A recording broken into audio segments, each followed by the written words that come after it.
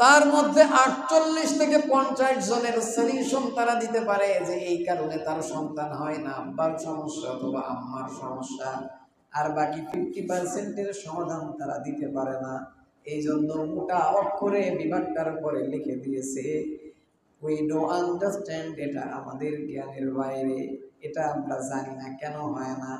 এই কেন না হওয়ার কারণ তিরমিজির মধ্যে নবীজি বলেন, আল্লাহর একজন ফেরেশতা মায়ের পেটের ভেতরে আল্লাহর পক্ষ থেকে নিয়োজিত থাকে।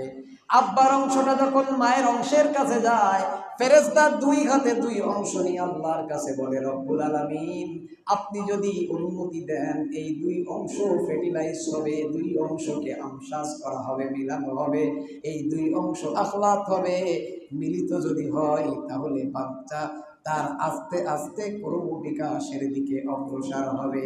আর যদি আল্লাহ ওই দিন অনুমতি না দেয়, ওই সন্তান আর জন্মের দিকে অগ্রসর হতে পারে না। ওই সন্তান মায়ের পেটের ভেতরে দেহ তৈরির ক্ষেত্রেও আল্লাহর হুকুম, দেহ তৈরি শেষ হয়ে গেল 4 মাসে, তখন আল্লাহর আর একটা হুকুম, রুহু যখন তার ভেতরে এসে গেল, সঙ্গে সঙ্গে রুহুটা লড়তে আরম্ভ করলো, দেহটা লড়তে আরম্ভ করলো। এই দেহটা দুনিয়ায় আসলো, দুনিয়ায় লালন পালন হলো। একটা সময় যাওয়ার পরে ইদা জা আজালুহুম লা ইস্তাখিরুনা সাআতান ওয়া লা ইস্তাকদিমুন, মৃত্যুর আজাল নির্দিষ্ট সময়, যেই সময়টা রব্বুল আলামিন তার দুনিয়ায় আসার কমপক্ষে 500 বছর আগে নির্ধারণ করে রেখেছেন। এই ব্যক্তির তৈরির 500 বছর আগে আল্লাহ তার মৃত্যুর নির্ধারিত সময় নির্ধারণ করে রেখেছেন। আল্লাহ বলেন ওই আজালটা যখন আসবে 1 সেকেন্ড পরেও না, 1 সেকেন্ড আগেও না, ঠিক ওই সেকেন্ডেই তার জানটা তার থেকে বের হয়ে যাবে, তার রুহুটা তার থেকে বের হয়ে যাবে। রুহুটা যখনই দেহের ভেতরে মায়ের পেটের ভেতরে এসেছিল, তখনই আপনার ওই দেহটাকে জীবন বলা হয়। আর ওই দেহর ভেতরে রুহু প্রবেশ করার আগে যদি ওই সন্তান অপারেশন করে অথবা কোনো কারণে জন্মগ্রহণ করে, তাহলে তাকে জীবন বলে না, তার জানাজাও লাগে না, কাফন দাফন লাগে না, ওইটাকে বলা হয় ভ্রূণ। বাংলায় কি বলে? ভ্রূণ বলে। একইভাবে যখন তৈরি দেহ দুনিয়ায় আসার পরে রুহুটা বের হয়ে যাবে, বের হয়ে যাওয়ার পরেও ওই দেহটাকে আর মানুষ বলবে না, ওইটাকে বলবে লাশ। ওইটাকে কি বলবে? লাশ। তাহলে বলেন তো আসলে আপনি আর আমি কে? আত্মা। আমি আর আপনি কে? রূহ। এই দেহ আমি আর আপনি না, তাইলে আমি কে বলেন? আমার আলোচনা বুঝেন আপনারা? আমি কে বলেন তো? আত্মা নাকি দেহ? আত্মা। দেহর চিকিৎসার জন্য কিছু হলেই ডাক্তারের কাছে যাওয়া লাগে, কিন্তু দেহটা আমি না। যে আমি না, তার অসুস্থতার কারণে যদি আপনার ডাক্তারের কাছে যাওয়া লাগে, পায়ের নখের কুনখ যদি হয়, নখের যন্ত্রণায় সারা রাত ঘুমাইতে পারেন না, আমি না, তাহলে আমি যে সে যদি অসুস্থ হয়, তারে ডাক্তারের কাছে নেওয়ার দরকার আছে না নাই? আমি হলাম রূহ। তাহলে আমার রূহরে ডাক্তারের কাছে নেওয়ার দরকার আছে না নাই? তা আমার রূহ তো এইটা কোনটা দেখাইতে পারবে কেউ?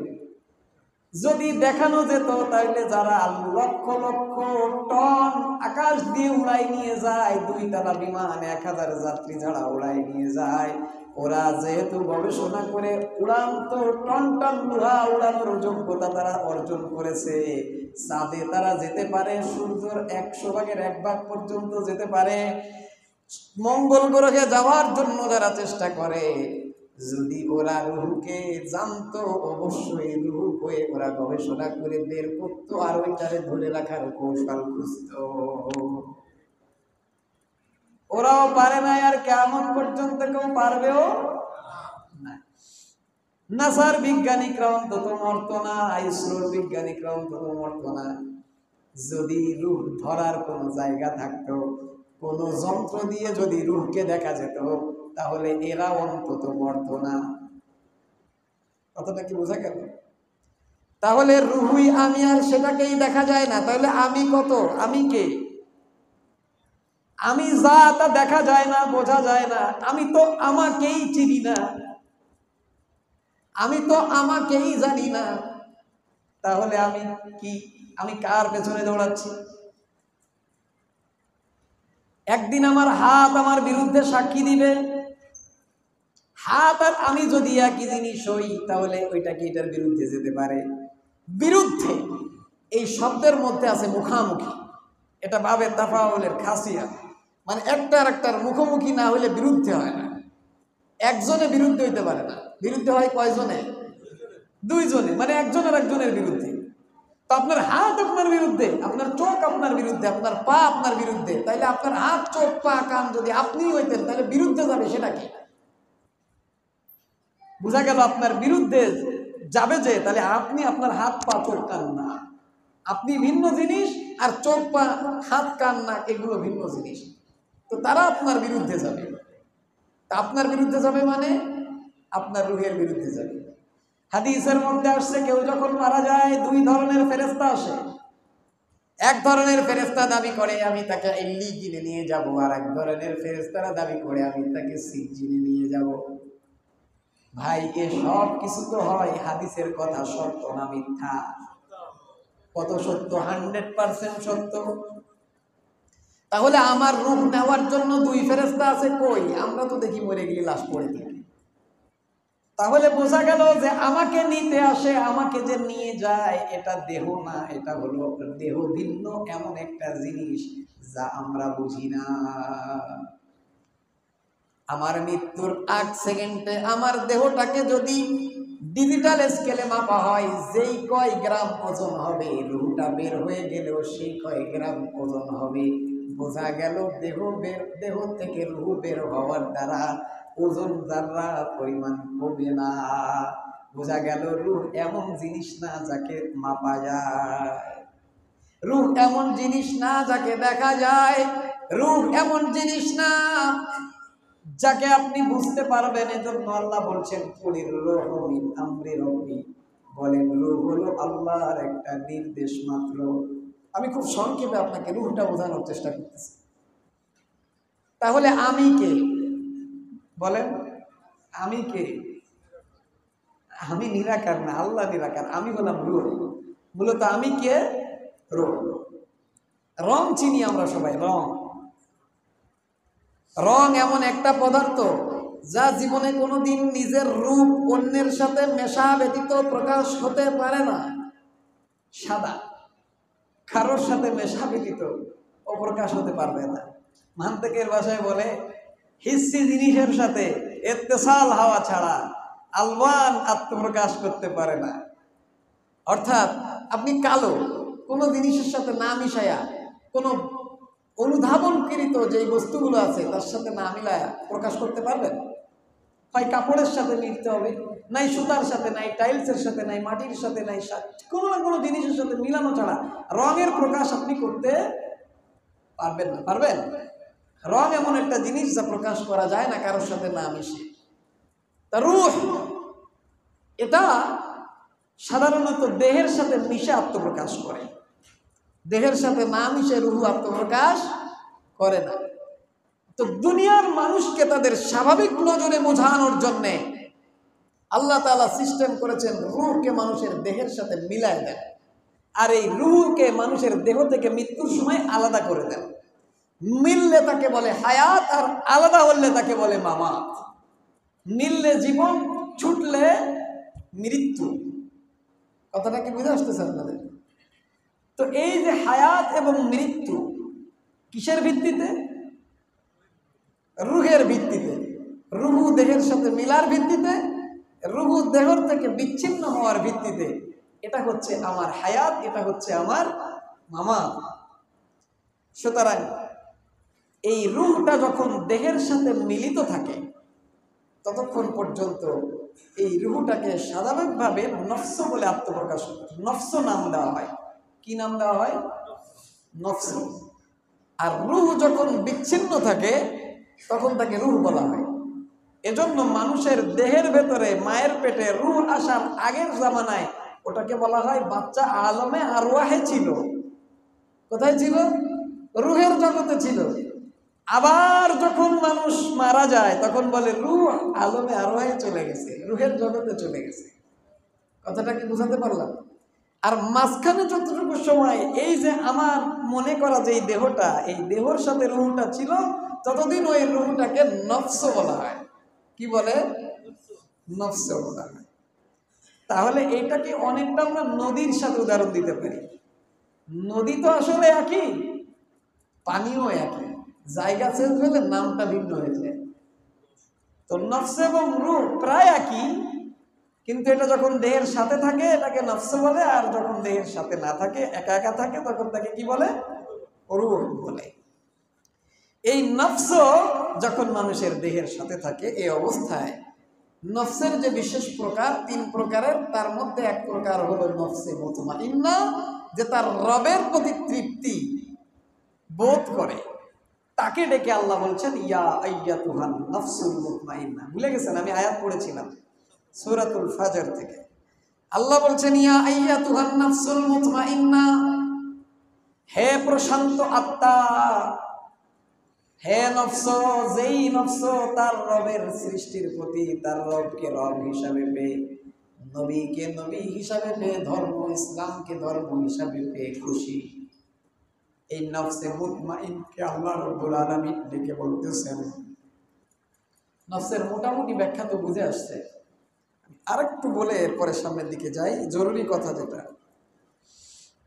এই 2টা জিনিস আমার আপনার, যেটা আমরা আমার মনে করি, একটা হলো অরিজিনাল আর একটা হলো নকল।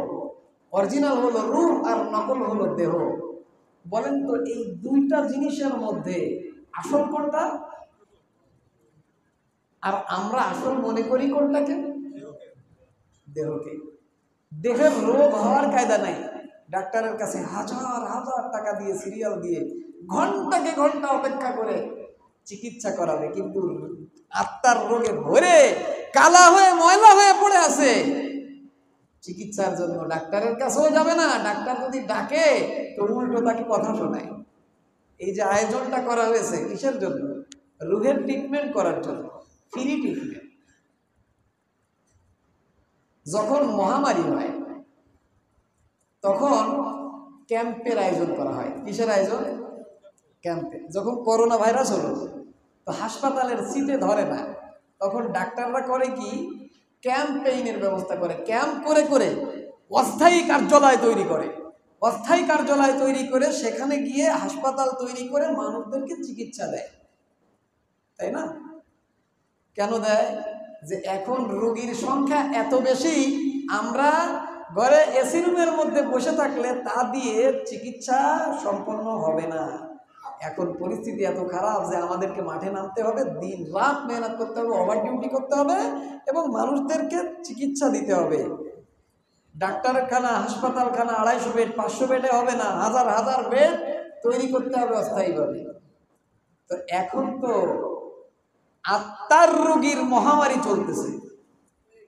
আত্মার রোগীর মহামারী চলতেছে, মানে আত্মার যে রোগ হয় এটাই জানি না আমরা। আত্মা যে আমি এটাই জানি না আমরা, তাহলে মহামারী চলতেছে না আত্মার রোগের? তাহলে বলেন, আলেম ওলামা এবং আত্মার যারা ডাক্তার, তাদের উচিত কি এখন? ক্যাম্প করা উচিত না যেখানে সেখানে? ওই ক্যাম্পের একটা ক্যাম্প হলো এইটা। ওই ক্যাম্পের একটা ক্যাম্প হলো এইটা। এই ক্যাম্পে যিনি বয়ান করেন তিনি টাকা কন্ট্যাক্ট করে আসেন না, যে আমাকে এই কয় টাকা না দিলে বয়ান হবে না। এই ক্যাম্পে যারা শ্রোতা আসে তারা বক্তার কণ্ঠ শুনতে আসে না। এই ক্যাম্পেইনে যারা আসবে তাদের দরকার ইসলামী মজলিসে আসার উদ্দেশ্য, আমার আত্মাকে আমি পরিশুদ্ধ করব, আমার আত্মার রোগগুলোকে চিকিৎসা করাবো, এই জন্য আমি ক্যাম্পে যাচ্ছি, এই জন্য আমি সময় দিচ্ছি। যেমন দেহের চিকিৎসার জন্য ডাক্তারের কাছে যাই, ঘন্টাকে ঘন্টা সময় ব্যয় করি, আমি প্রত্যেক মাসে 1 দিন 2 দিন 3 দিন আল্লাহওয়ালা নেককার ব্যক্তিদের সহবতে গিয়ে সেখানে গিয়ে আমার আত্মাটাকে আমি পরিশুদ্ধ করব, আত্মার ট্রিটমেন্ট গ্রহণ করব, আত্মার রোগগুলো কি কি এগুলো পরীক্ষা নিরীক্ষা করে সমীক্ষা করে বের করার চেষ্টা করব এবং তার ওষুধ গ্রহণ করব। এখন বলেন তো এই প্রোগ্রাম দরকার আছে না নাই? কতখানি দরকার? ক্যান্সারের চেয়ে বেশি দরকার। একজনের ক্যান্সার হয়েছে, তার চিকিৎসা যতটুকু দরকার, আত্মার রোগ হয়েছে যার, তার বেশি দরকার না কম দরকার? এটা কি বুঝে বলতেছেন না না বুঝে? বুঝে। কারণ ক্যান্সার হলে আপনার দেহ মারা যাবে, আপনার আত্মা মারা যাবে না। আপনার দেহ মারা গেলে কিছুই আসে যায় না যদি আপনার আত্মা এমনি কিনে যায়। কিন্তু যদি আপনার আত্মা মারা যায়, পৃথিবীর সব থেকে সুস্থ ব্যক্তি যদি আপনি হন, কোনো লাভ নাই। বিল গেটস যদি আপনি হন, আপনার কোনো লাভ নাই। পৃথিবীর শ্রেষ্ঠ বাড়ি, বিলাসবহুল গাড়িতে থাকলে কোনো লাভ নাই যদি আপনার আত্মা মারা যায়, আত্মা যদি অসুস্থ হয়ে যায়। আত্মার মোটা মোটা কিছু রোগ আছে। অহংকার আত্মার রোগ। কিসের রোগ? আত্মার রোগ। হিংসা আত্মার রোগ। অন্যের ভালো দেখলে আমার মনের মধ্যে খারাপ লেগে ওঠে। কেউ দেখে না, আমি একা জানি এটা আত্মার রোগ। এটা কেউ ধরতে পারবে না। কে ধরতে পারবে? আল্লাহ। আর আপনি নিজে বুঝবেন যে আমার ভিতরে ঢুকে গেছে। এইটা আবার সবসময় বুঝবেন না, ডাক্তারের কাছে গেলে বুঝবেন। যদি ভালো ডাক্তারের কাছে যান, নিয়মিত ট্রিটমেন্ট নেন, তাহলে বুঝতে পারবেন যে না আমার রোগ হয়েছে। বুঝতে পারছেন? একজনের পেটে ব্যথা কেন হয়? জীবনও ডাক্তারের কাছে যায় না, ও তো বুঝবে না। ডাক্তারের কাছে গেলে বলবে হয়তো গ্যাসের ব্যথা নাই, আলসারের ব্যথা নাই, তো খারাপ কিছু খাওয়া হয়েছে, পেট খারাপ হয়েছে, এই কারণে ব্যথা। এই কথাগুলো তো ডাক্তারের কাছে না গেলে বলতে পারবে না। তো আপনার আত্মার যে কি রোগ হয়েছে, এটা যদি আপনি ডাক্তারের কাছে না যান, আপনি কিভাবে বুঝবেন? আপনি তো বুঝবেনই না যে আমার আত্মার রোগ আক্রান্ত। এই জন্য সবসময় দরকার নিজের আত্মাটাকে একজন আল্লাহওয়ালা ব্যক্তির সাথে, একজন না যত আল্লাহওয়ালা ব্যক্তির সাথে পারা যায় নিজেদেরকে জুড়ে রাখা। তাহলে আপনার আত্মার ট্রিটমেন্ট হবে, আপনার আত্মা সুস্থ থাকবে। এই প্রয়োজনীয়তা আমরা ভুলে গেছি। একটা মজার বিষয় হলো, আল্লাহ দেহ কেন্দ্রিক কোনো সফলতার কথা বলেন না। আল্লাহ যাই বলেন আত্মা কেন্দ্রিক বলেন। কি বলেন? আত্মা কেন্দ্রিক। কারণ আমরা না বুঝলেও আল্লাহ তো জানেন যে আত্মাই মূল। তাই আল্লাহ যা করেন তা আত্মা কেন্দ্রিক। আল্লাহ জান্নাত দিবেন দেহরে না আত্মারে? আত্মাকে দিবেন। আল্লাহ জাহান্নাম দিবেন দেহকে না আত্মাকে? আত্মাকে দিবেন। আচ্ছা বলেন তো, পৃথিবীতে আল্লাহ সব থেকে ভালোবাসতেন কাকে? আরে খোদা, আল্লাহ সব থেকে ভালোবাসেন কাকে পৃথিবীর মধ্যে? সহজ উত্তর, আমার নবীকে।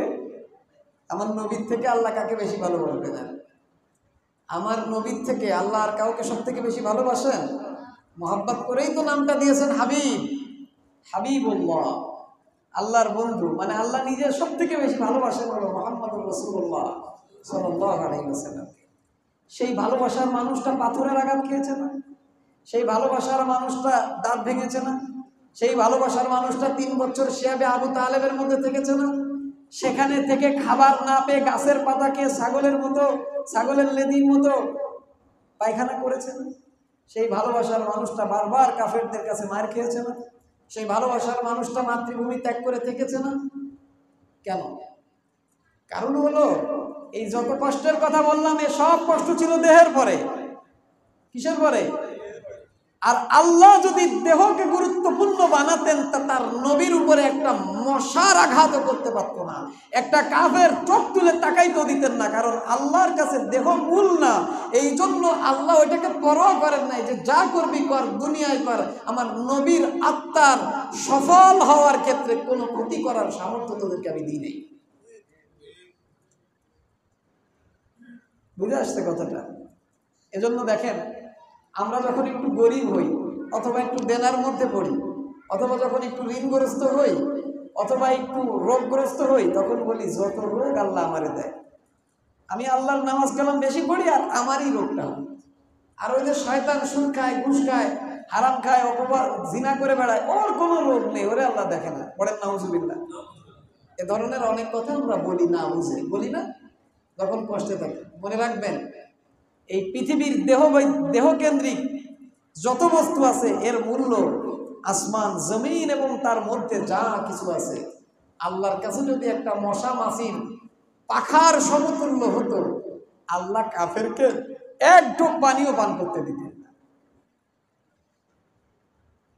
বড় গাছ শিশু গাছ, এই শিশু গাছের ছোট্ট পাতা আপনার বাড়ির একটা বিশাল গাছ, কয়েক লক্ষ পাতা আছে সে গাছে, সেই গাছের ছোট্ট একটা পাতা গাছ থেকে পড়েছে, একটা পাতা পড়ে না, হাজার হাজার পড়ে। এখন আপনার এক দুশ্মন, চূড়ান্ত দুশ্মন, আপনার বাড়ির পাশ দিয়ে যাওয়ার সময় একটু হাতে খেলা করার জন্য একটা শিশু ফলের পাতা ওখান থেকে কুড়াই নিয়ে একটু ছিঁড়তে ছিঁড়তে যাচ্ছে। আপনি যে কি তার কলার ধরবেন, তুই আমার কাছে শিশুর পাতা তুললি কেন বলবেন? কেন বলবেন না? এ কারণে বলবেন না, শত্রু ঠিকই বড়, কিন্তু শিশু ফলের পাতা আপনার কাছে দামি না, ওর কোনো মূল্য আপনার কাছে নাই। তা নিলে নিকে, নিলে নিক, অসুবিধার কি আছে? শিশুরই তো পাতা, তো নিলে কি অসুবিধা? তো আপনার কাছে শিশু ফলের পাতাও তো এক জায়গায় করলে একটা মূল্য হয়, তো আল্লাহর কাছে এই গোটা সব এক জায়গায় করলে একটা মশাল পরের সমান মূল্য নেই। এই জন্য আল্লাহ কাফের কয়েক লক্ষ কোটি টাকার মালিক হলেও কিছু বলেন না, যে খা তো দুনিয়ায় খাবি। কথা কি বুঝে আসছে? কাফের কোনো রোগ নাই তো আল্লাহ কিছু বলেন না, তো সুস্থ থাক, তো দুনিয়ায় থাক। আর এটাও আল্লাহ দেন তার নেককার বান্দাদেরকে পরীক্ষা করার জন্য। দেখি আমার বান্দা কি করে, দেখি বিপদেও আমাকে মনে করে কিনা, সুখেও আমাকে মনে করে কিনা, দুঃখেও আমাকে মনে করে কিনা, এটা যাচাই করার জন্য আল্লাহ এগুলো আমাদের সামনে রেখেছেন। কারণ দুনিয়া দারুল ইমতিহান। প্রিয় ভাইয়ের আমার, আমি বুঝাতে চাইলাম এ কথা, আমি নিজেরও অত আত্মশুদ্ধি নাই, তো যাদের আমল সুন্দর, যাদের নিজেদের আত্মশুদ্ধি আছে, আমি শুধু আপনাদেরকে দাওয়াত দিতে চাই, তাদের সাথে আপনাদের আত্মাটাকে জুড়াই দিবেন। আত্মাটাকে কি করবেন? জোড়াই নেবেন। নবী করিম সাল্লাল্লাহু আলাইহি সাল্লামের উপরে নাজিল হলো এই কোরআনটা। যেদিন নাজিল হলো, নবীজি তার আগ পর্যন্ত কোনো শিক্ষক থেকে শিক্ষা গ্রহণ করেননি। জিবরাইল আলাইহিস সালাম গারে হেরার মধ্যে এসে ছোট্ট একটা গুহা, দুইজন মানুষ চেপে চুপে ধরে, এখানে এসে নবীজিকে বললেন ইকরা। নবী বলেন মা আনা বিকারি, আমি তো পড়তে জানি না।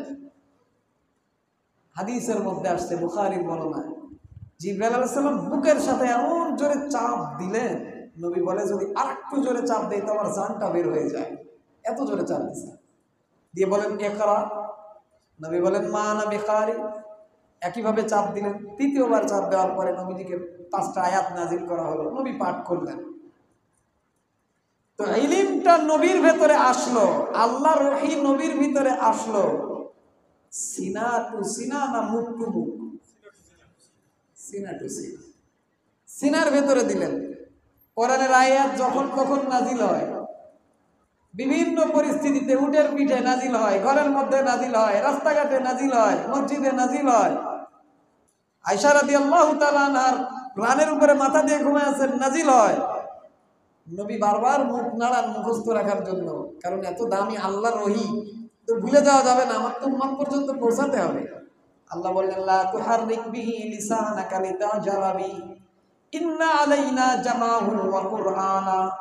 হে নবী, কোরআনের আয়াত মুখস্থ করার জন্য আপনার মুখ নাড়ায় নাড়ায় মুখস্থ করার প্রয়োজন নাই, আপনি শুধু শুনবেন আর আপনার অন্তরের মধ্যে আমি আল্লাহ কুদরতি ভাবে এটা হিফজ করিয়ে দিব। পড়েন সুবহানাল্লাহ।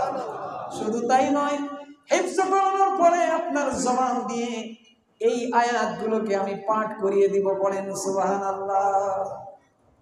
নবী করিম সাল্লাল্লাহু আলাইহি সাল্লামের এই ইলমটা ওহীর মাধ্যমে আসছে। একদিকে যেমন ওহীর মাধ্যমে, আর একদিকে এই কোরআনটা আত্মার সাথে, কিসের সাথে? আত্মার সাথে। সুতরাং আমার তেলাওয়াতকৃত আয়াত আল্লাহ বলছেন ইয়া আইয়াতুহান নাফসুল মুতমাইন্না, হে প্রশান্ত আত্মা, হে ওই সকল আত্মা যারা তাদের রবকে রব হিসাবে পেয়ে, নবীকে আল্লাহর ওহী প্রাপ্ত, আল্লাহর দূত হিসাবে পেয়ে, আল্লাহর রাসূল হিসাবে পেয়ে, আল্লাহর মেসেঞ্জার হিসাবে পেয়ে যারা খুশি আছো, রাজি আছো, যারা ধর্ম হিসাবে ইসলামকে পেয়ে খুশি আছো, তাদেরকে বলছি, তোমাদেরকে বলছি ইরজিই ইলা রাব্বিকি রাদিয়াতান মারদিয়া, তুমি তোমার রবের দিকে ফিরে যাও 2টা গুণ অর্জন করে। 1 নম্বর গুণ হলো রাদিয়া, মানে তুমি থাকবে আল্লাহর কাছে ফিরে যাইতে খুশি।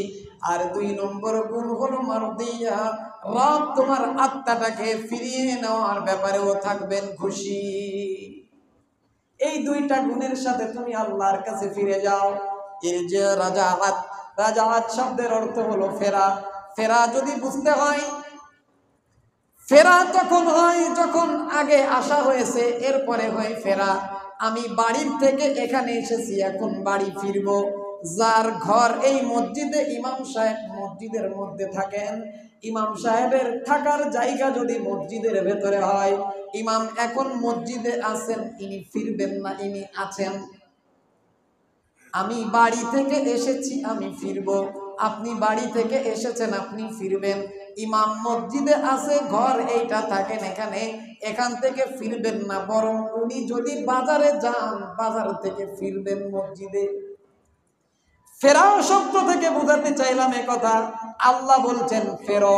ফেরার অর্থ হলো আমরা কেউ এই জায়গায় ছিলাম না, দুনিয়া থেকে ফিরতে হবে। এই ফেরার মধ্যে এই কথা লুকিয়ে আছে যে আমরা আসলে কেউ দুনিয়াতে ছিলাম না, আল্লাহ আমাদেরকে দুনিয়ায় পাঠিয়েছেন, অর্থাৎ আমরা ভিন্ন জায়গার লোক, ভিন্ন জায়গা থেকে এখানে এসেছি, আবার আমাদেরকে সেখানে ফিরতে হবে।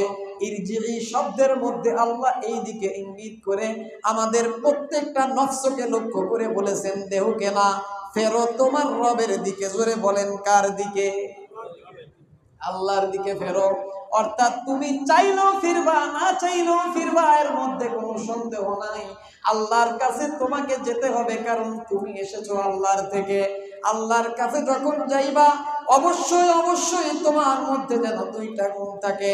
এক নম্বর গুণ হলো রাদিয়া, দুই নম্বর গুণ হলো মারদিয়া। রাদিয়া মানে কি?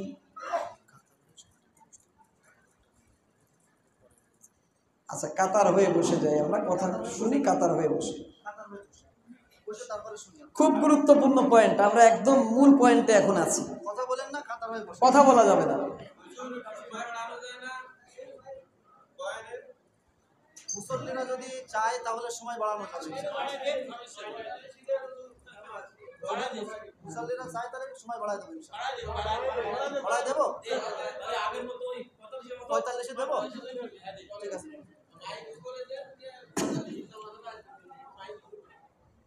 একটু বলে দিন ভাই।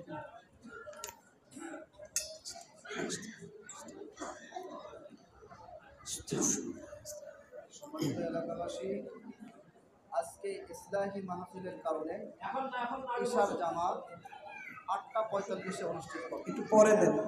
আজকে ইসলাহি মাহফিলের কারণে ইশার জামাত শুধুমাত্র আজকের জন্য 8:45-এ অনুষ্ঠিত হবে ইনশাআল্লাহ।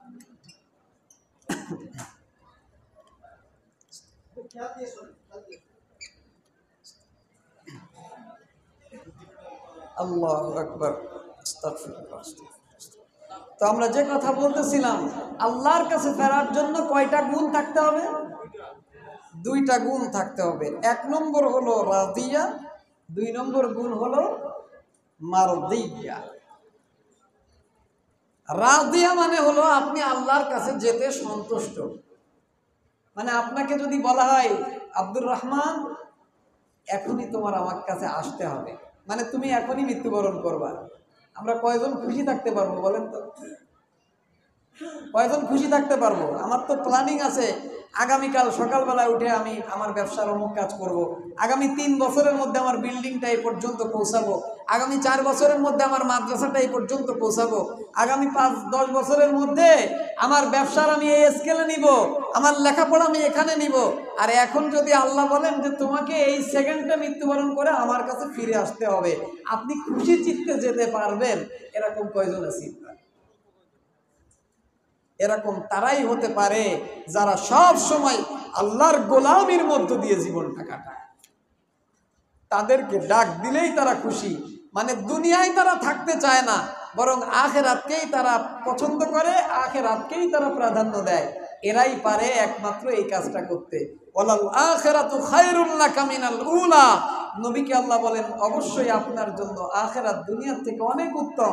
তো এই উত্তম যারা বুঝেছে বাস্তবিকভাবে, তারাই একমাত্র যে কোনো সেকেন্ডে আল্লাহর ডাক গ্রহণ করার জন্য সন্তুষ্ট চিত্তে পারে, আর কেউ পারে না। এখন আমার আত্মার রোগ আছে কিনা? আমি মিটার দিয়ে দিলাম, এবার আপনি আপনার বুকে হাত দেন, এই সেকেন্ডটা আমার মৃত্যু আল্লাহ চান, আমি কি রাজি? না, আমার মন চাইতেছে না, মানে আমি আল্লাহর কাছে ফিরে যাইতে রাজি না, মানে প্রথম গুণটা আমার মধ্যে আসে নাই, প্রথম গুণটা আমার মধ্যে আসে নাই। যদি বুকে হাত দিয়ে উত্তর আসে না আমার রাজি না আমি, তাহলে বোঝা গেল যে আমি আল্লাহর কাছে, আল্লাহ জান্নাতে যাওয়ার জন্য যে দুই গুণ নিয়ে যাইতে বলছে তার প্রথমটাই ফেল। তো মোটামুটি ফলাফল আপনি এখান থেকেই দিয়ে দিতে পারবেন যে আমি আসলে জান্নাতি না জাহান্নামী। ফলাফল আপনি রেজাল্টটা নিজেই দিতে পারবেন, আমি আপনাকে মাপকাঠি দিয়ে দিচ্ছি। এটাও সহজ, এটাও সহজ যে আপনি আল্লাহর কাছে ফিরে যাওয়ার জন্য আপনার অন্তর রেডি, আপনি প্রস্তুত এবং খুশি খুশি প্রস্তুত, এটাও সহজ। কিন্তু মারদিয়া এটা আর একটু কঠিন। এটা কঠিন কেন কঠিন? মনে করেন বর্তমান ডক্টর ইউনূস, তার যদি কোনো ছেলে থাকে অথবা মেয়ে থাকে, আর আপনার একটা ছেলে বা মেয়ে আছে, আপনি বললেন যে আমার ছেলের সাথে ডক্টর ইউনূসের মেয়ের বিয়ে ঠিক, সব কিছুই ঠিকঠাক, কোনো অসুবিধে নেই, আমিও রাজি, আমার ফ্যামিলিও রাজি, আমার ছেলে মেয়ে, আমার সন্তানও রাজি, শুধু ডক্টর ইউনূস রাজি হলে হয়ে যায়, আর কোনো কিছু বাদ নেই। কথা বলেন নাই? মানে আমার পক্ষ থেকে আমি সব রাজি, শুধু ডক্টর ইউনূস একা রাজি হইলে হয়ে যায়, আর কেউ বাকি নেই। তো আপনি রাজি হলেই তো হবে না, আপনার উপরের যে বড় ব্যক্তি তাকে রাজি হতে হবে। তো আপনি আল্লাহর কাছে ফিরে যাবেন, আপনি তো রাজি, তো যিনি আপনাকে গ্রহণ করবেন আল্লাহ তাআলা, তাকে রাজি হতে হবে, তাকে আপনাকে নেওয়ার ব্যাপারে রাজি হতে হবে। তো প্রথমটা তো একপাক্ষিক সহজ, কিন্তু আল্লাহ আপনার প্রতি রাজি হবেন এটা একটু কঠিন, এটা একটু। তো আমরা তো প্রথমটার মধ্যেই নাই, মানে আমি নিজেই তো রাজি না, যেখানে আমি নিজেই রাজি না সেখানে আল্লাহ আমাকে কি কারণে নিতে চাইবেন রাজি চিত্তে বলেন? যেখানে আমি নিজেই রাজি না, দরকার আমার, ছোট আমি, গোলাম আমি, আমি যেহেতু আল্লাহর কাছে সন্তুষ্ট চিত্তে যেতে রাজি না, তো আল্লাহর কি ঠিকাদারি যে আল্লাহ আমাকে সন্তুষ্ট নিতে হবে তাকে? তো আমি আল্লাহর কাছে যদি যেতে চাই, প্রথম গুণ আমাকে অবলম্বন করতে হবে, সন্তুষ্ট চিত্তে আমি আল্লাহর কাছে যাব, এজন্য আমি আমাকে রাজি করব। আর এই দুইটা গুণের প্রথমটার সাথে দ্বিতীয়টার সম্পর্ক, মানে আপনি যদি দ্বিতীয়টা পেতে চান প্রথমটা আপনাকে অবশ্যই গ্রহণ করতে হবে, প্রথমটা গ্রহণ না করলে দ্বিতীয়টা আপনার অর্জন হবে না। অর্থাৎ আপনি রাজি না হইলে আল্লাহ সেদে রাজি হবে না। এখন আল্লাহকে রাজি করা যায় কিভাবে? আল্লাহকে রাজি করা যায় কিভাবে? এটাও আল্লাহ আমাকে বলে দিয়েছেন, আমাদেরকে জানিয়ে দিয়েছেন। এরপরেও কি আমরা কিয়ামতে আল্লাহর উপরে অভিযোগ করব যে আল্লাহ আমরা বুঝতে পারিনি, আমরা জানতাম না, আমাদেরকে জানানো হয়নি? এই কথা বলার সুযোগ আছে? আল্লাহ বলেন কুল ইন কুনতুম তুহিব্বুনাল্লাহ ফাত্তাবিউনি ইউহিব্বুকুমুল্লাহ। হে নবী আপনি বলেন, ওরা যদি চায় যে আমি তার প্রতি রাজি হই, আমি তার প্রতি সন্তুষ্ট হই, আমি তাকে ভালোবাসি, তাকে মহব্বত করি, তাহলে আপনি তাদেরকে বলে দেন ফাত্তাবিউনি ইউহিব্বুকুমুল্লাহ ইন কুনতুম তুহিব্বুনাল্লাহ, যদি তোমরা আল্লাহকে ভালোবাসো তো আল্লাহর নবীর অনুসরণ করো, আল্লাহর নবীর অনুসরণ করো। ইউহিব্বুকুমুল্লাহ, যদি তুমি আল্লাহর নবীর অনুসরণ করতে পারো আর কিছু লাগবে না, আল্লাহ নিজে নিজে এসে তোমার প্রতি খুশি হয়ে যাবে। আল্লাহ নিজে আগে বেড়ে তোমাকে খুশি হয়ে তোমাকে ভালোবাসতে আরম্ভ করবেন, মানে তোমাকে পেতে আল্লাহ রাজি হয়ে যাবে। আর আমাদেরকে আল্লাহর কাছে যেতে বলা হয়েছে কিভাবে বলেন? রাদিয়াতান মারদিয়া, মানে আমিও রাজি, আল্লাহও রাজি। তো আমি রাজি হওয়া আমার হাতে, আর আল্লাহকে রাজি করা নবীর সুন্নাত মানাই, আল্লাহকে রাজি করা নবীর সুন্নাত মানাই। কাজটা খুব সিম্পল এবং সহজ, যদি আমরা করতে পারি তাহলে নবীর সুন্নাত যদি অনুসরণ করতে পারি তাহলে কি হবে? আল্লাহ রাজি হয়ে যাবে। আর আল্লাহ রাজি হয়ে গেল মানে আমিও রাজি, আল্লাহও রাজি। সুতরাং আল্লাহ বলবেন ফাদখুলি ফি ইবাদি, এই দুটা গুণ এসেছে, সুতরাং তুমি আমার বান্দায় ঢুকেছো, আমার গোলামের মধ্যে এসে গিয়েছো। আর আমার গোলামে এসে গিয়েছো তো খুলি জান্নাতে, জান্নাতে ঢুকে যাও। আর কি, আর তো কোনো পার্থক্য নেই, আর কোনো কাল বিলম্ব নেই, এখনই তুমি জান্নাতে ঢুকে যাবে। প্রিয় ভাইয়ের আমার, তাহলে 1 নম্বর গুণ আমাকে আনতে হবে যে আমি যে কোনো সেকেন্ডে আমার আত্মাকে দেহ থেকে আলাদা হয়ে যাওয়ার পরে আল্লাহর কাছে আমি যে যাব, মানে আমি আত্মা, আমি নিজে আল্লাহর কাছে যে যাচ্ছি, এই যাওয়ার জন্য অন্তর থেকে আনন্দ চিত্তে সবসময় খুশি থাকতে হবে। যে কোনো সেকেন্ডে আমি প্রস্তুত। যদি ব্যাপারটা এই হয় তো মুমিন কাউকে ভয় করে না। মুমিন কাউকে, আমি যদি জানি যে আমার মৃত্যু হওয়ার সাথে আমি আমার প্রিয়জনের কাছে যাচ্ছি, কষ্ট হবে। যারা বিদেশে গিয়েছেন, যখন বিদেশে যায় প্রিয় বাবা মা স্ত্রী সন্তানাদি ছেড়ে কাঁদতে কাঁদতে যায়, আর যখন আসে 3-4 দিন 1 সপ্তাহ আগের থেকেও খুশি, এয়ারপোর্টে আসে আরো খুশি। বিমানের কষ্টর কাছে কষ্ট মনে হয় না। কথা বলেন ঠিক কিনা? কারণ আসতেছে কার কাছে? প্রিয়জনের কাছে, আপনজনের কাছে। আর যখন যায় তখন কষ্ট লাগে। তো আমরা যদি আল্লাহকে প্রিয় মনে করি, আল্লাহর কাছে ফিরে যাওয়াকে যদি খুশি হই, তাহলে আমার দুনিয়ার জিন্দেগি ছাড়া কষ্টের হবে না আনন্দের হবে? তো আল্লাহ তো এটাই বলতেছেন যে ইলা রব্বিকি রাদিয়া, যে তুমি তোমার রবের কাছে ফেরো খুশি চিত্তে। তা তখনই তুমি ফিরতে পারবে যখন তুমি রবকে নিজের প্রিয় পাত্র মনে করবে, রবকে মহাব্বতের বানাবে, তখনই তো পারবে। রবকে যদি মহাব্বতেরই না মনে হয় তো কিভাবে পারবে? এজন্য রবেরকে মহাব্বতের বানাইতে হবে। আর রব আমার প্রতি সন্তুষ্ট হয়ে যাবে, সেটা করতে গেলে নবীর সুন্নাতের অনুসরণ করতে হবে। এইটাও আমাদের হাতে, নবীর সুন্নাতের অনুসরণও আমাদের হাতে। নবীর সুন্নাত কি ছোট আর বড় আছে? নবীর সুন্নাত ছোট আর বড় আছে? নবীর সুন্নাত ছোট আর বড় নাই। বর্তমান জামানায় কাপড় ড্রেস পাওয়া যায়। কি ড্রেস পাওয়া যায়? কাপড় ড্রেস, মানে হ্যাপি ফ্যামিলি, ইংরেজদের ভাষায় 2টা সন্তান আর আব্বা মা, এই 4 জনের একই রকম ড্রেস পাওয়া যায় কিনতে মার্কেটে। বিশেষ সময়, বিশেষ করে ঈদে এবং বিভিন্ন অনুষ্ঠানে, ওই যারা সম্পর্ক করে বিবাহ করে অথবা এই জাতীয়, এদের মধ্যে বেশি হালালভাবে যারা করে, তারা যে করে না এরকম না, এদের মধ্যে বেশি থাকে এই কাপড় ড্রেসগুলো পরে। সবাই একরকম, মানে ওদের মধ্যে মহাব্বত বেশি, এজন্য ওরা ওই মহাব্বত দেখানোর জন্য একই রকম পোশাক সবাই পরে। কেন পরে একই রকম পোশাক? বোঝাতে চায় যে দেখো আমাদের পারস্পরিক মিল মহব্বত কত বেশি, তাই একই রকম পোশাক পরে। আপনিও তো দাবি করেন যে আমি নবীকে মহব্বত করি, তো কেন নবীর মতো পোশাক আমার হচ্ছে না? কেন নবীর মতো পোশাক আপনার হচ্ছে না? কেন নবীর মতো সিরাত সুরাত আপনার আমার হচ্ছে না? কেন নবীর মতো দাড়ি হচ্ছে না? কেন নবীর মতো টুপি হচ্ছে না? কেন নবীর মতো পোশাক হচ্ছে না? কেন নবীর মতো চুল হচ্ছে না? কেন নবীর মতো নখ হচ্ছে না? কেন নবীর মতো বডি হচ্ছে না? সবকিছু, আচার ব্যবহার আখলাক কেন নবীর মতো হচ্ছে না? চলাফেরা কেন নবীর মতো হচ্ছে না? সবকিছু শামায়েলে তিরমিজির মধ্যে পাওয়া যায়। নবীর চরিত্রের টোটাল বর্ণনা, পাই টু পাই। নবীর চুল আঁচড়ানোর পদ্ধতি কেমন ছিল, নবীর চুলের কয়টা চুল পেকেছিল, নবীর দাড়ির কয়টা দাড়ি পেকেছিল, নবীর দাড়ি কিভাবে ছিল, কেমন ছিল, ভুরু কেমন ছিল, নাক কেমন ছিল, সব কিছুর বর্ণনা আছে। তো নবীর নাকের মতো নাক তো আমি বানাইতে পারবো না, কিন্তু নবীর দাড়ির মতো দাড়ি তো আমি বানাতে পারি। নবীর চোখের মতো চোখ তো আমি বানাইতে পারবো না, কিন্তু নবী চোখকে যেই জায়গায় রাখতেন সেই জায়গায় রাখতে তো আমি পারবো। নবী চলতে, নবীর পা আর দেহর মতো দেহ হয়তো আমি বানাইতে পারবো না, কিন্তু নবীর দেহর অঙ্গভঙ্গি যেমন ছিল তেমন তো আমি করতে পারবো। এটা তো আমার হাতে ছিল নাকি? সেটা কি আমি গ্রহণ করতে পেরেছি? যদি না পারি তাহলে নবীর সুন্নাতের অনুসরণ কি হলো? সুন্নাত, ওটা তো সুন্নাত শেষ, ওটা তো সুন্নাত, অত গুরুত্বপূর্ণ না।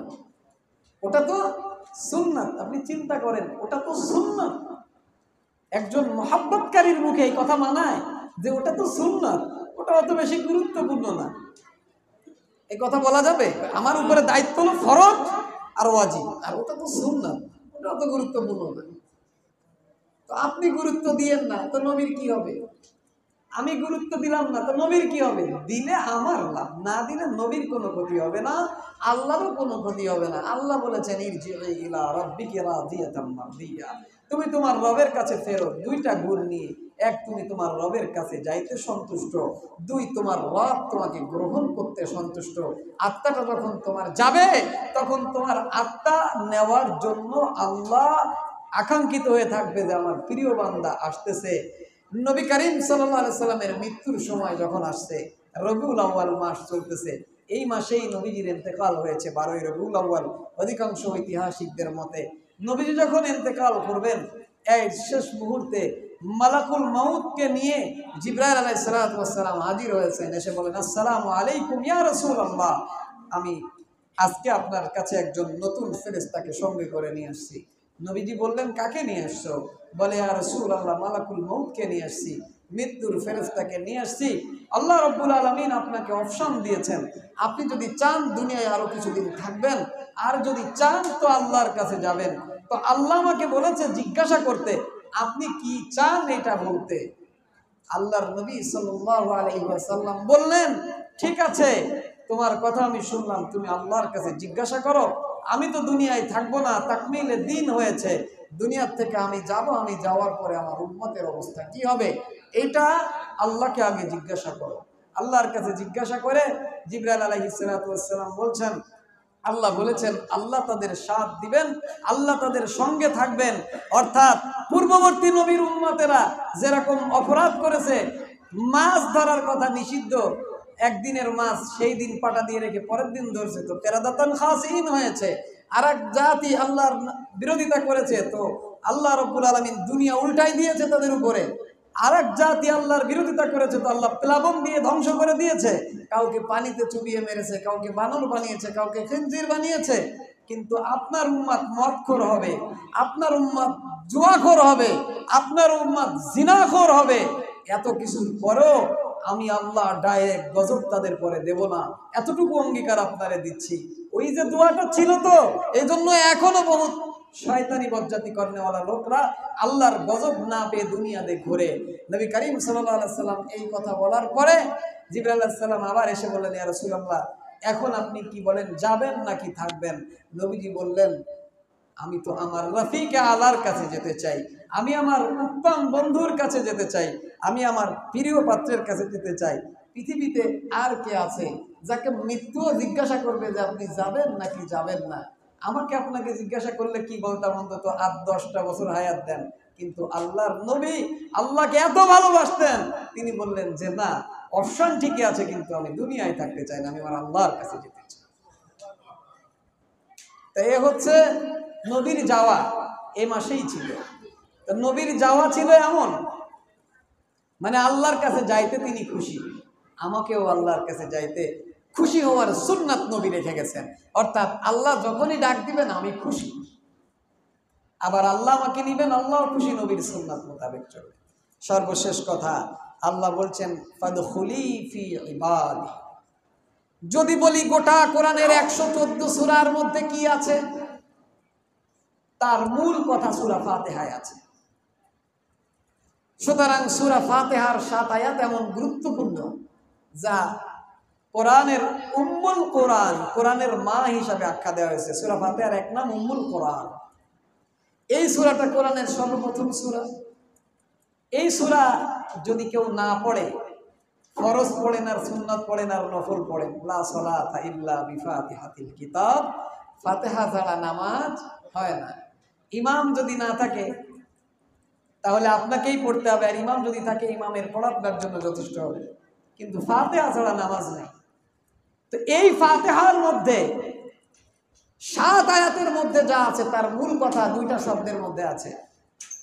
এই শব্দটা মুফাসসিরিনে ইকরাম লিখেছেন গোটা কোরআনের মূল। সেটা কি?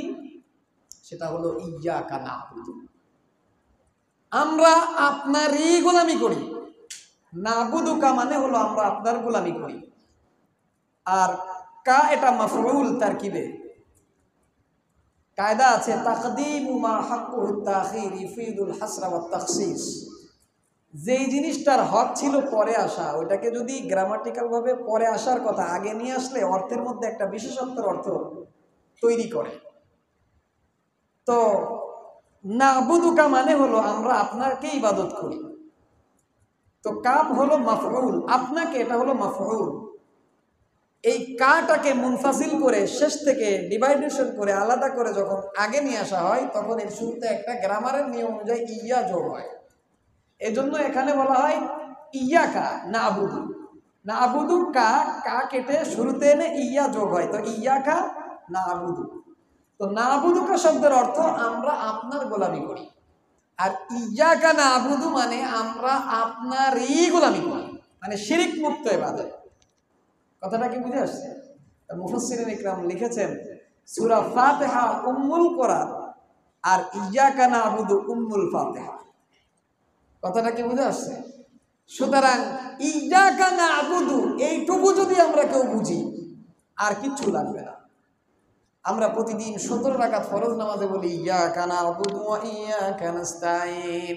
আল্লাহ আমরা আপনারই গোলামি করি, আপনারই গোলামি করি, আর কারোর গোলামি করি না। তো আল্লাহ বলছেন ওয়াফাদখুলি ফি ইবাদি, আমার গোলামির মধ্যে ঢোকো। কিসের মধ্যে? গোলামির মধ্যে। ওই যে ইয়াকা নাবুদু যেটা বলতেছেন ওটা করবেন, ব্যাস এতটুকু। আমার গোলামির মধ্যে ঢোকো, আমার গোলামির মধ্যে ঢোকো। আর আল্লাহর সাথে বান্দার সম্পর্ক গোলামির সম্পর্ক। এজন্য নবীর সবথেকে বড় মুআজিজা হলো মেরাজ। নবীর জীবনে সবথেকে বড় মুআজিজা কি বলেন? মেরাজ। এই নবী সাল্লাল্লাহু আলাইহি সাল্লামকে আল্লাহ কোরআনে বিভিন্ন নামে ডেকেছেন, কখনো ইয়াসিন, কখনো তহা, কখনো আহমদ, কখনো মুহাম্মদ, কখনো মুবাশশির, কখনো নাজির, কখনো বাশির, কখনো এক এক নামে নবী করিম সাল্লাল্লাহু আলাইহি সাল্লাম কোরআনে আল্লাহ ডেকেছেন। কিন্তু যখন সেই সর্বশ্রেষ্ঠ মুআজিজার কথা আল্লাহ কোরআনে সূরা বনী ইসরাঈলের প্রথম আয়াতে বর্ণনা করেছেন, তখন আল্লাহ বলেন সুবহানাল্লাযী আসরা বিআবদিহি লাইলাম মিনাল মাসজিদিল হারামি ইলাল মাসজিদিল আকসাল্লাযী বারাকনা হাওলাহু লিনুরিয়াহু মিন আয়াতিনা। আল্লাহ এখানে তার নবীকে মুহাম্মদ, আহমদ, ইয়াসিন, তাহা, মুবাশশির, নাজির এই সব বলে ডাকেন নাই। আল্লাহ এখানে বললেন আবদিহি, তার গোলামকে। আল্লাহ ডাকলেন কাকে? তার গোলামকে। মানে গোলাম নামটা আল্লাহর খুব চয়েসফুল নাম, আল্লাহর খুব পছন্দনীয় নাম। তো আল্লাহর নবীর সব থেকে বড় মুআজিজা বর্ণনার ক্ষেত্রে নবীর নাম আল্লাহ গোলাম দিয়েছেন। উম্মুল কোরআন সূরাতুল ফাতিহার মূল যেটা ইয়াকা নাবুদু সেটাও গোলামি। আর আল্লাহ নফসে মুতমাইনকে ডেকেও বললেন 2 গুণের সাথে আল্লাহর কাছে ফেরো। তো তার জন্য তুমি কি করো? ফাদখুলি ফি ইবাদি, আমার গোলাম হয়ে যাও, আমার গোলাম হয়ে যাও। তা যদি গোলাম আল্লাহর হতে হয় আর কারোর গোলামির সুযোগ আছে? কিন্তু বর্তমান বাংলাদেশে আমরা গোলাম কার? মনে করেন আল্লাহ বলল চোরের শাস্তি হাত কাটা, আল্লাহ বলল জিনা যদি বিবাহিত পুরুষ অথবা নারী করে তার যদি সাক্ষী থাকে তার শাস্তি পাথর মেরে হত্যা করা। আল্লাহ বললেন কেউ যদি কাউকে হত্যা করে তার যদি সাক্ষী থাকে তার শাস্তি তাকেও হত্যা করা। আল্লাহ বললেন কেউ যদি কারোর চোখ উপড়ে ফেলে তার শাস্তিও চোখ উপড়ে ফেলা। আল্লাহ বললেন যদি কেউ যাকাত না দেয় তাহলে তাকে শাস্তির আওতায় নিয়ে আসতে হবে, যাকাত দিতে হবে বাধ্যতামূলকভাবে, নামাজ পড়তে হবে বাধ্যতামূলকভাবে, হজ করতে হবে সামর্থ্য থাকলে বাধ্যতামূলকভাবে। বলুন তো আমরা কি এই নিয়মগুলো এই দেশে চালু করতে পারি? আল্লাহ বললেন ঘুষ খাওয়া যাবে না, আল্লাহ বললেন সুদ খাওয়া যাবে না। আপনি আমি বাংলাদেশে বসবাস করতেছি 90% প্লাস মুসলমান। এই মুসলমানের রাষ্ট্রে বসে আমার নিজের যেই জমি আমার আব্বা সূত্রে পেয়েছি অথবা আমি কিনেছি, ওই জমিটার একটা ট্যাক্স প্রদান করি নিয়মিত বাৎসরিক। সেই জমির মধ্যে যদি আমি নিজস্ব টাকায় একটা দোকান করি, সেই দোকানের জন্য আমি আলাদা ট্রেড লাইসেন্স করে আলাদা ট্যাক্স দিই। সেই দোকান থেকে আমি যেই টাকা ইনকাম করতেছি সেই ইনকামের টাকা থেকে 10 থেকে 30% পর্যন্ত ইনকাম ট্যাক্স দিচ্ছি। সেই ট্যাক্স দেওয়ার পরে অবশিষ্ট যেই টাকা, সেই টাকা দিয়ে যদি মোবাইলে 1 মিনিট কথা বলতে যাই তার জন্য আমি ট্যাক্স দিচ্ছি। এটা দিয়ে যদি আমি একটা গাড়ি কিনতে যাই তার জন্য ট্যাক্স দিচ্ছি। এটা যদি একটা বাড়ি কিনতে যাই তার জন্য ট্যাক্স দিচ্ছি। মুসলমানের জন্য তো জিজিয়া, মুসলমানের জন্য তো ট্যাক্স না। তো এই ট্যাক্স ব্যবস্থা চাপাই দেওয়ার কারণে আমরা সুদ, ঘুষ এবং যাকাত না দেওয়ার মতো জঘন্য গুনাহ গ্রহণ করেছি। কিভাবে? এই গুনাহগুলো যখন আমাদের পরে চাপানো হলো, আমরা তখন আমলা কামলা যারা আছে তাদেরকে কিছু ঘুষ দিয়ে চিন্তা করি যে ট্যাক্স কিভাবে ফাঁকি দেওয়া যায়, অথবা সুদি লোন নিয়ে তাদেরকে দেখাই যে আমি ঋণ আছি, এটা দেখায় ট্যাক্স ফাঁকি দিই। তো এক ট্যাক্সের নিয়মের মাধ্যমেই আমরা সুদ ঘুষ গ্রহণ করতেছি এবং যাকাত দিচ্ছি না। কারণ কয় জায়গায় দেব, একা মানুষ কয় জায়গায় দেব, এই জন্য দিচ্ছি যেগুলো বাধ্যতামূলক, দিচ্ছি না তো যাকাত দিচ্ছি না। তাহলে আমরা একটা নীতির মাধ্যমে আল্লাহর একটা ফরজ বিধান ছেড়েছি, দুইটা হারাম কাজ গ্রহণ করেছি। এইরকম অসংখ্য নীতি, কোরআন বিরোধী নীতি বাংলাদেশে চালু আছে না নাই? এই নীতিগুলো অনুসরণ করার জন্য আপনার আমার চেষ্টাটা, শুধু নামাজ পড়লে এই নীতি অনুসরণ হয়ে যাবে? শুধু রোজা রাখলে, শুধু হজ করলে হবে না। আপনি পাসপোর্ট করবেন হজে যাওয়ার জন্য, সেখানেও ঘুষ। আপনি ভিসা করতে যাবেন, সেখানেও ঘুষ। আপনি বিমানের টিকিট করবেন, সেখানেও ঘুষ। বিমানের টিকিট করবেন, সেখানেও সিন্ডিকেট আছে না নাই? তাহলে আপনি হজও সুন্দরভাবে করতে পারতেছেন না। এই জন্য এই হারাম মুক্ত হওয়ার জন্যে, আল্লাহর কোরআনে আইন দুনিয়ায় প্রতিষ্ঠা করার জন্য আমাদেরকে চেষ্টা করতে হবে। কথা কি বুঝে আসছে? আমি খুব সংক্ষিপ্তভাবে কয়েকটা কথা আপনাদের সামনে আলোচ করলাম। আমি অত কিছু বলতেও জানি না, নিজেও অত বেশি আমল নাই। এজন্য আপনাদের সামনে কথা বলি, যাতে আপনাদের বলে আমারও মধ্যে আমলটা এসে যায়। আপনারা দোয়া করবেন যে কথাগুলো আমি বলেছি আল্লাহ যেন আমাকেও করার তৌফিক দান করেন। তাহলে আমাদের আমল কি? নফসে মুতমাইন্না, যারা আল্লাহকে রব হিসাবে পেয়ে, নবীকে নবী হিসাবে পেয়ে, ইসলামকে ধর্ম হিসাবে পেয়ে খুশি, তারা যেন আল্লাহর কাছে রাদিয়াতাম মারদিয়া, নিজেও খুশি, আল্লাহ তাকে নিজে নিতে খুশি, এই রকম অবস্থা নিয়ে ফিরে যেতে পারি। আমরা নিজেরা যাতে আল্লাহর এক একজনে কনিষ্ঠ গোলাম হতে পারি, দেহের শুদ্ধতার থেকে আত্মার শুদ্ধতাকে যেন গুরুত্ব দিতে পারি। আল্লাহ আমাকে আপনাকে তৌফিক দান করেন। আল্লাহর আইন দুনিয়ার ভেতরে প্রতিষ্ঠা করার প্রচেষ্টায় আমিও যেন একজন অংশীদার হতে পারি। আল্লাহ আমাকে আপনাকে তৌফিক দান করেন। জোরে পড়েন আমিন। ওয়া আখিরু দাওয়ানা আলহামদুলিল্লাহি রাব্বিল আলামিন।